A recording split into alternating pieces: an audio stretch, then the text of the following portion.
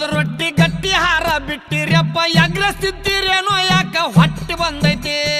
ರಾಗಿ ಮುದ್ದೆ ಜೋಳದ ರೊಟ್ಟಿ ಗಟ್ಟಿ ಹಾರ ಬಿಟ್ಟಿರಪ್ಪ ಎಗ್ರಸ್ತಿದ್ದೀರೇನೋ ಯಾಕ ಹೊಟ್ಟೆ ಬಂದೈತಿ ಕಾಲು ಕೆಟ್ಟೈತಂತ ನೀವು ಕಟ್ಟಿ ಮೇಲೆ ಮಾತಾಡ್ತೀರಿ ಕಾಲು ಕೆಟ್ಟಿಲ್ಲಪ್ಪ ನಿಮ್ಮ ತಲೆ ಕೆಟ್ಟೈತಿ